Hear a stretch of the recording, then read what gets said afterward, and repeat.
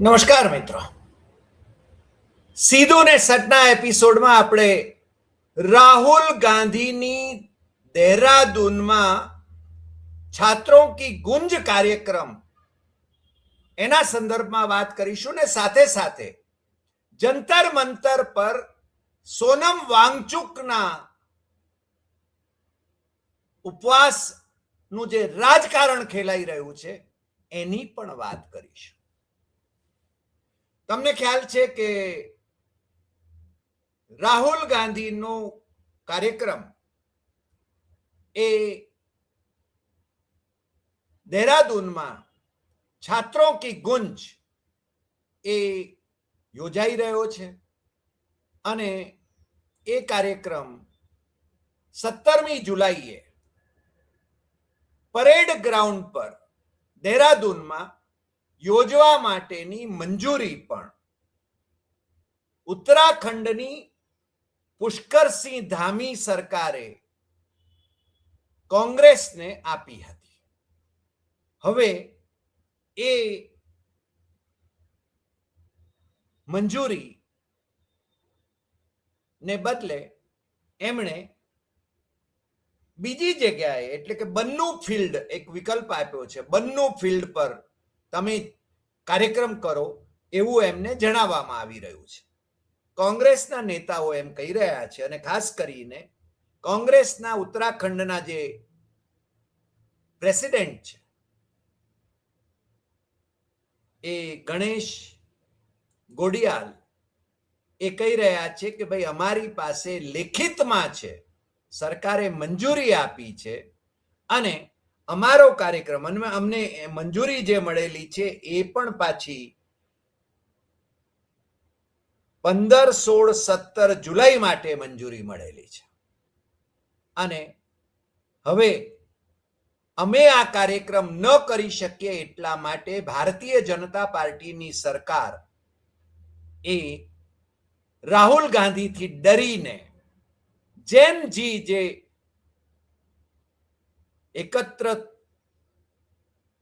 થશે એવી સંભાવનાથી રાહુલ ગાંધીથી ડરીને ભારતીય જનતા પાર્ટીની સરકાર એ અમને સ્થળ બદલવાની વાત કરી રહી છે. એની સામે એમણે પ્રેસ કોન્ફરન્સ લઈને દસ્તાવેજો બતાવીને બહુ સ્પષ્ટપણે જણાવ્યું. હવે જેનજી રાહુલ ગાંધીને પડખે છે એ વાત જ્યારથી નરેન્દ્ર મોદી ને સમજાઈ છે ત્યારથી એમને સન્નિપાત થવા માંડ્યો છે અને દેહરાदूનમાં આ રાહુલ ગાંધી આવે અને લાખોની સંખ્યામાં યુવક યુવતીઓ ઉમટે છાત્રો કી ગુંજમાં, તો એના પ્રત્યાઘાત એ આવતી ચૂંટણીમાં વિધાનસભા ચૂંટણીમાં પડે. કારણ કે આમ પણ ઉત્તરાખંડમાં ઘણા બધા કૌભાંડો, ધામી સરકારના કૌભાંડો, ધાર્મિક સ્થળોના કૌભાંડો જે એમને ભારતીય જનતા પાર્ટી હસ્તગત છે એવા ધાર્મિક સ્થળોના કૌભાંડો અને અંકિતા ભંડારી મર્ડર કેસ એ ખૂબ સંવેદનશીલ મુદ્દો બની ગયા છે.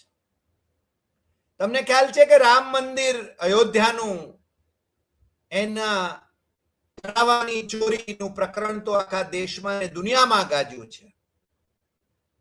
બદ્રીનાથ મંદિર એનું તમને ખ્યાલ છે કે એ પણ પ્રકરણ ખૂબ ગાજ્યું અને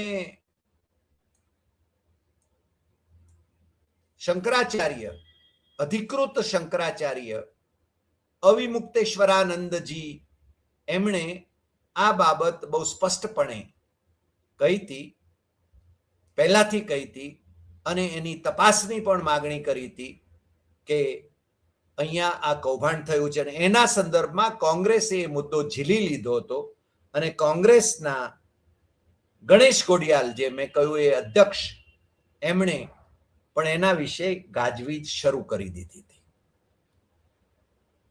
4 શંકરાચાર્યો એ સનાતન ધર્મમાં સર્વોચ્ચ ગણાય છે 4 પીઠના શંકરાચાર્યો: દ્વારકા, બદ્રી, પુરી અને શૃંગેરી.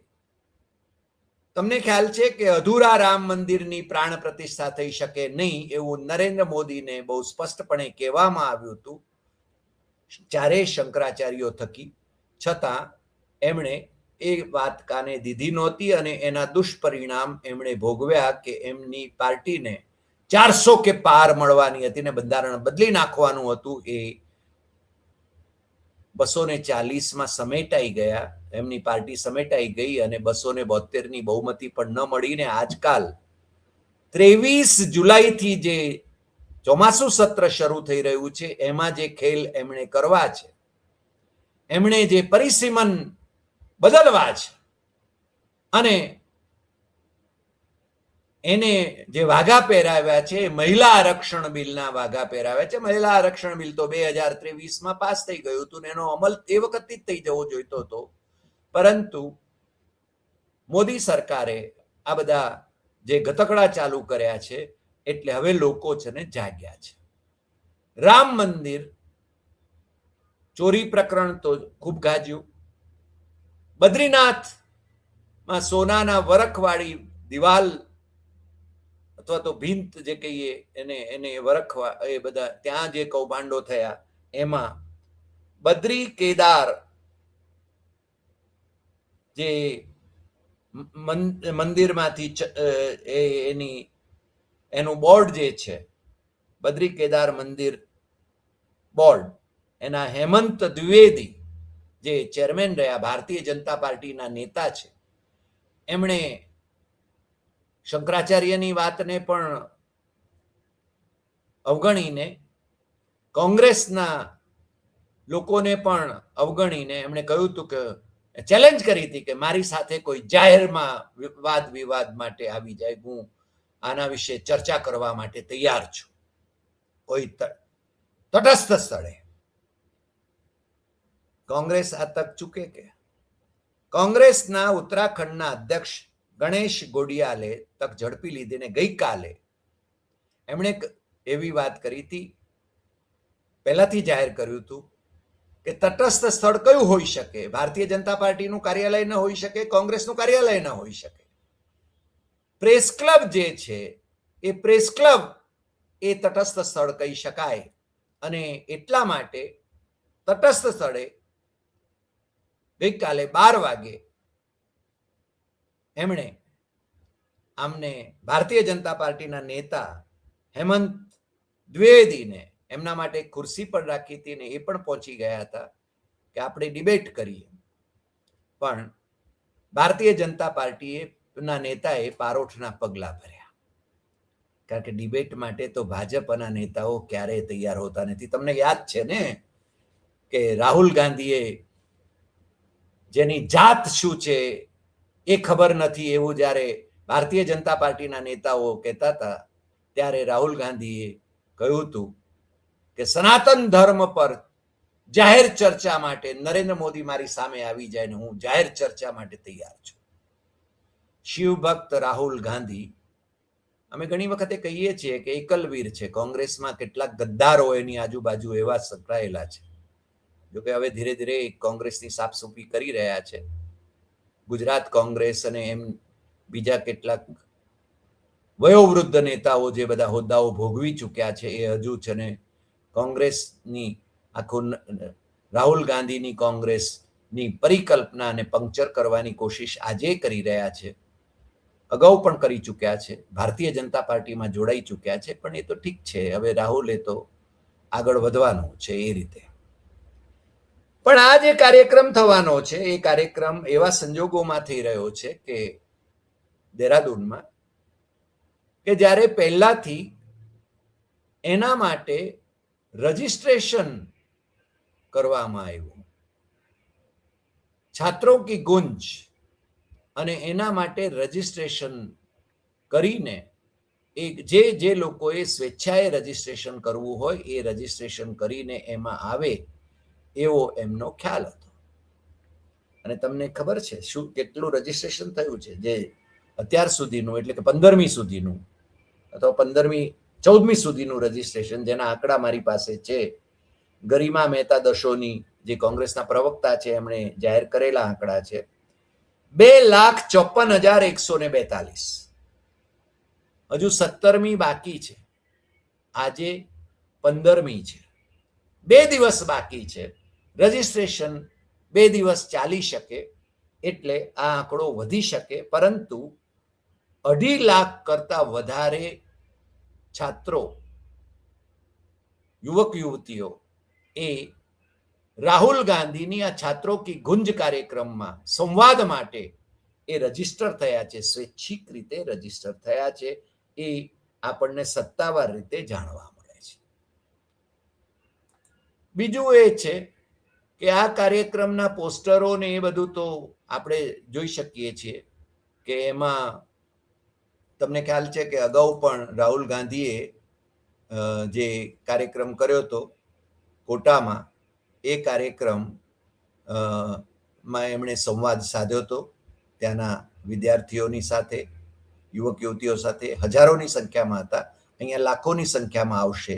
અને જૈનજી એમની સાથે જોડાય એને કારણે મને લાગે છે કે ભારતીય જનતા પાર્ટીમાં એક પ્રકારની ચિંતાની લહેર એ વ્યાપી હોય એવું લાગ્યા વિના રહેતું નથી. હવે એક ભાઈ તારણહાર અમેરિકાથી આવ્યા, દીપકે, અભિજીત દીપકે. કોણ? તો કે આમ આદમી પાર્ટીમાં હતા, આમ આદમી પાર્ટીની સેવા કરતા હતા, નોકરી કરતા હતા, અમેરિકા ગયા હતા અને પછી આવી ગયા. અને એમને માટે મને લાગે છે કે મોદી સરકારે આમ તો શરૂઆતમાં તો લાલ જાજમ પાથરી દીધી હતી, કારણ કે એમને એરપોર્ટ ઉપર આવે ત્યારે જ એમને જંતર મંતર પર મંજૂરી આપવાનો પત્ર પણ અપાઈ ગયો હતો. પછી ધીરે ધીરે એવો દેખાડો કરવાની શરૂઆત કરી કે આ તો છે ને મોદી પ્રેરિત નથી, કારણ કે છબી એવી ઊભી થઈ કે આ તો ભારતીય જનતા પાર્ટી વાળા, RSS વાળા જ આ બધા ખેલ કરી રહ્યા છે, આમ આદમી પાર્ટી વાળા એટલે કે ભાજપની બી ટીમ વાળા કરી રહ્યા છે. એટલે એમણે છે ને જરા ભારતીય જનતા પાર્ટી વાળાઓએ થોડી ટીકાની શરૂઆત કરી. પણ એ પહેલાથી દરેક રાજ્યમાં કોંગ્રેસે પોતાના વિદ્યાર્થી સંગઠન NSUI અને યુવક કોંગ્રેસ મારફત કેન્દ્રીય શિક્ષા મંત્રી એમના રાજીનામાની માગણીનો મુદ્દો પણ આગળ ચલાવ્યો હતો. ને એના માટે હજારોની સંખ્યામાં દરેક રાજ્યમાં એ લોકો આંદોલન કરી રહ્યા હતા, લાઠીઓ ખાઈ રહ્યા હતા. આમની ઉપર તો કૃપા છે પોલીસની. અને હવે દીપકે વાંગચુક, એમને સોનમ વાંગચુક, તમને ખ્યાલ ના હોય તો કહી દઉં, ગુજરાતના કેટલાક મહાનુભાવોએ સોનમ વાંગચુક પ્રત્યે બહુ જ નિષ્ઠા વ્યક્ત કરી છે. એમને ઉપવાસ એમણે આદર્યા છે અને ટેકો જાહેર કર્યો છે. હું પણ એવું કહું કે એમનો જાન બહુ કિંમતી છે, એટલે એમને ઉપવાસ છોડી દેવા જોઈએ. પરંતુ આ માણસ રાજકીય દ્રષ્ટિએ બીજો અન્ના હજારે છે એમ હું માનું છું, બહુ સ્પષ્ટપણે. કારણ કે અન્ના હજારેનો જે ખેલ થયો તો એ તમે જાણો છો. એ રાજકીય દ્રષ્ટિએ જ બધું ચાલ્યું હતું, RSS નું જ આયોજન હતું, એ બધા હવે જાણી ગયા છે. દીપકેનું આયોજન એ આમ આદમી પાર્ટીનું આયોજન હોવાનું અને ભારતીય જનતા પાર્ટીનું આયોજન હોવાનું પણ લગભગ જણાઈ રહ્યું છે. આતિશી ત્યાં પહોંચી જાય છે, બીજા નેતાઓ પહોંચી જાય છે, શંકરસિંહ વાઘેલા, બીચ મેં મેરા ચાંદભાઈ વાળા તો એ તો બધે જ પહોંચી જાય છે, લાલ પાર્ટીઓ પણ પહોંચી જાય છે. સમજ્યા?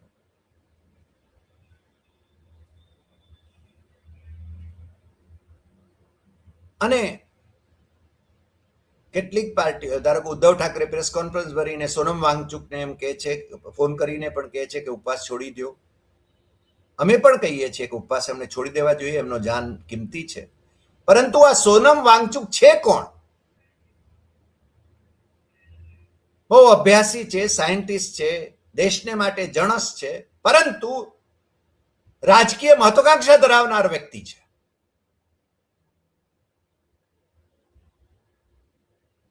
લડાખ ને ધારાસભા મળે તો મુખ્યમંત્રી થવા માટે ઈચ્છુક એવા એ નેતા, અને એમને જ્યારે જેલમાં રાખવામાં આવ્યા જયપુરમાં કે રાજસ્થાનમાં, ત્યારે એ પણ એક યોજનાનો ભાગ હતો, મોદીની યોજનાનો ભાગ હતો. મોદીના ટેકેદાર રહ્યા છે. એમનો ઇતિહાસ તમે જરા જાણી લેજો કે હું જે કહી રહ્યો છું એ. આપણે એમ માનીએ છીએ કે એમણે ઉપવાસ છોડવા જોઈએ, એમનો જાન બહુ મહત્વનો છે. અભિજીત દીપકે એમની આદર્શમાં આ આંદોલન ચલાવી રહ્યા છે.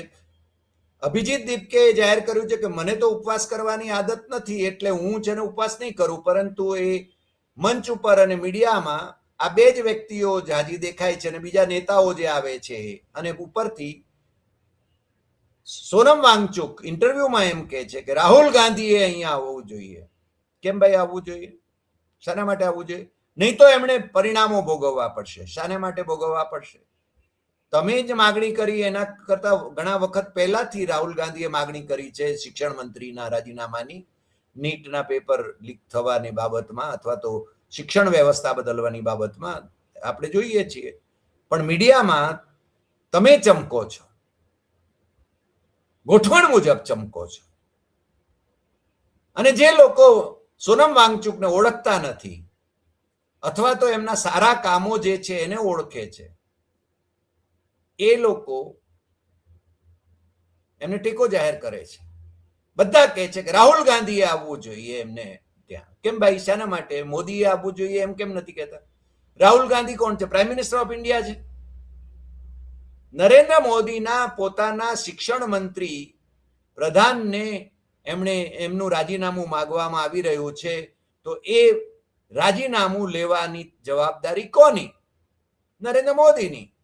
નરેન્દ્ર મોદીની એવી કઈ મજબૂરી છે કે એ પ્રધાનને ડ્રોપ નથી કરી શકતા? અને રાહુલ ગાંધી શાના માટે વાંગચુકને મળવા જાય? રાહુલ ગાંધીની પાર્ટી, રાહુલ ગાંધીના સંગઠનો એ બધા તો છે ને આખા દેશમાં આંદોલન કરી રહ્યા છે. અને એ તો જે લોકો ગોદી મીડિયામાં તો એ બહુ દેખાડાતા નથી, પરંતુ સોશિયલ મીડિયા ઉપર તો તમે જોઈ શકો છો, હજારોની સંખ્યામાં એ લોકો જોડાઈ રહ્યા છે એમાં. NSUI અને યુથ કોંગ્રેસના આંદોલનોમાં ધરપકડો વોરી રહ્યા છે, લાઠીઓ ખાઈ રહ્યા છે. કેમ સોનમ વાંગચુક અને એમને ઊંચકીને હોસ્પિટલમાં દાખલ નથી કરી દેવાતા? એમની તબિયત બગડી ગઈ છે ને. દીપકે ઇઝ યુઝિંગ હિમ. આમ આદમી પાર્ટી ઇઝ યુઝિંગ હિમ. બહુ સ્પષ્ટપણે. અને આ ખેલ છે આખો. રાહુલ ગાંધી આવવું જોઈએ, નહીં તો એમને પરિણામો ભોગવવા પડશે. એટલે શું ભાઈ? રાહુલ ગાંધી અહીંયા પેલી ઓલિમ્પિકના મેડલ લઈ આવનારી મહિલાઓને જંતર મંતર પર પોલીસે જે એમના પર અત્યાચાર કર્યો હતો, એમને ઘસડીને લઈ જવામાં આવી હતી, એમને બદનામ કરવામાં આવી હતી, એમની ઉપર દુરાચાર જેને આદર્યો, એ ભારતીય જનતા પાર્ટીના મેમ્બર ઓફ પાર્લામેન્ટ, એની સામે કોઈ એક્શન ન લેવાય. ઉપરથી એના દીકરાને મેમ્બર ઓફ પાર્લામેન્ટ તરીકે ઉમેદવારી આપી મોદીએ, તો મોદીની સામે કેમ નથી બોલાતું? આ આખું જંતર મંતર આંદોલન એ મોદીના ઈશારે ચાલતું હોય અને આમ આદમીના નેજા હેઠળ ચાલતું હોય એવું બહુ સ્પષ્ટપણે છે, જોવા મળે છે. તમને કદાચ ન ગમે એવી હું વાત કરી રહ્યો છું. મેં કહ્યું કે સોનમ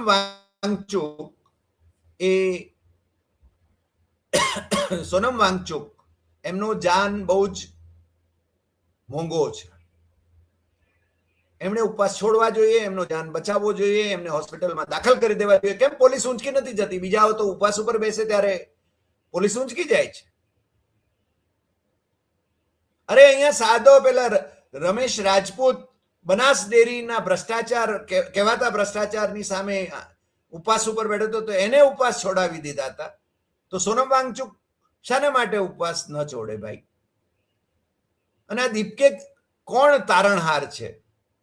એટલે પણ આ આખું રાહુલ ગાંધી વિરોધી અને કોંગ્રેસ વિરોધી આખું ષડયંત્ર રચાઈ રહ્યું છે. અને એટલા માટે ભારતીય જનતા પાર્ટી અત્યારે ખૂબ ભીંસમાં છે. માત્ર અયોધ્યાના રામ મંદિરના ચડાવવાના કૌભાંડ ચોરીકાંડમાં જ નહીં, બદ્રીનાથના ચોરીકાંડમાં જ નહીં, અંકિતા ભંડારી મર્ડર કેસમાં જ નહીં, પણ વૈષ્ણોદેવી ના 550 કરોડની ચાંદીના મહાકૌભાંડમાં પણ ભારતીય જનતા પાર્ટી ભીંસમાં છે. કેમ બધા મંદિરોમાં આવા ભ્રષ્ટાચારના કૌભાંડો આવે છે જ્યાં ભારતીય જનતા પાર્ટી શાસનમાં હોય? અને છતાં મોદી મૌન છે.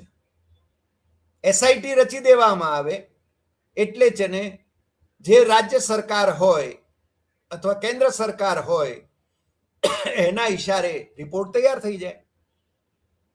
જેને છોડી દેવા છે ને છોડી દેવાય, બીજા સામાન્ય માણસોને પકડી લેવાય.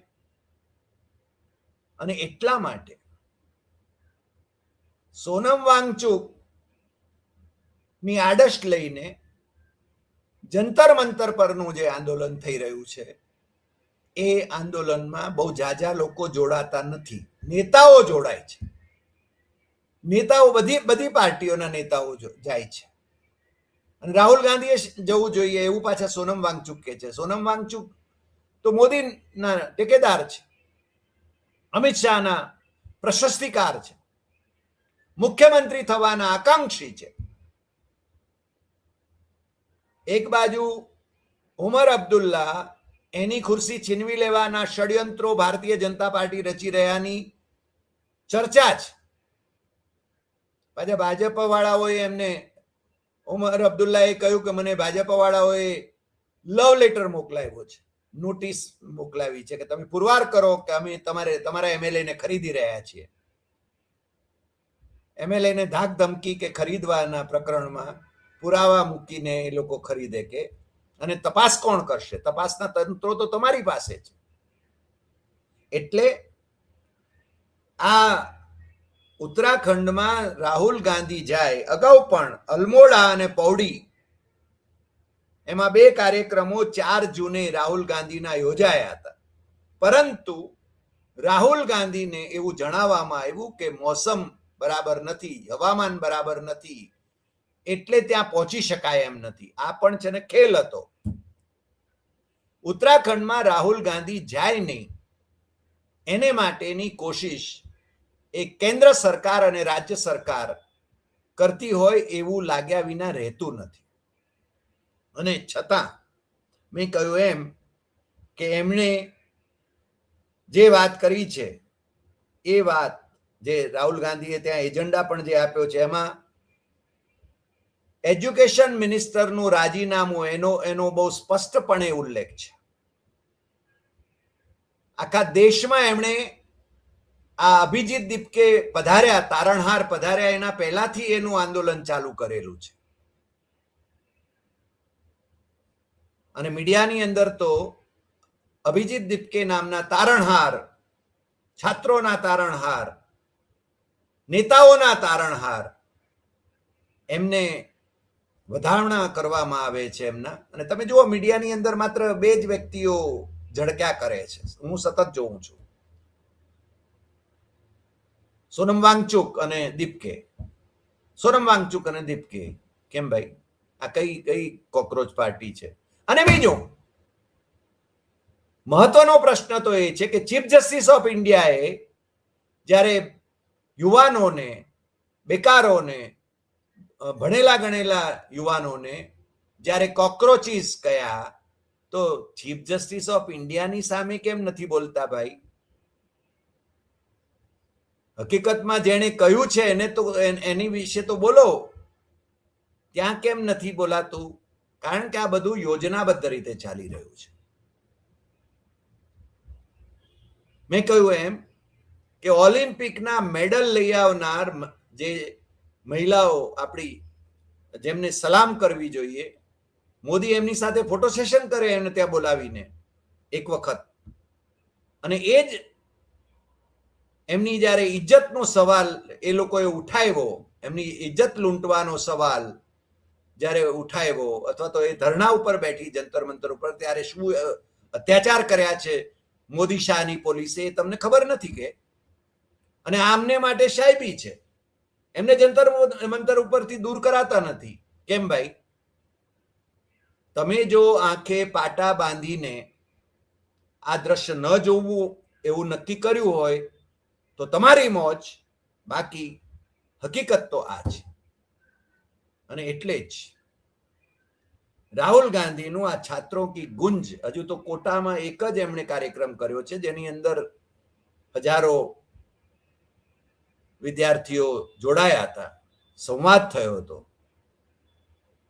અને હવે મેં કહ્યું એમ 2,54,142 યુવક યુવતીઓ છાત્રો કી ગુંજ માટે ઓફિશિયલી રજીસ્ટર થયા છે. અને એજન્ડા બહુ સ્પષ્ટ છે કે એજ્યુકેશન પદ્ધતિમાં પરિવર્તન લાવવાની જરૂર છે. એક્ઝામની ઇરેગ્યુલારિટીઝ એ દૂર થવી જોઈએ એની વાત છે.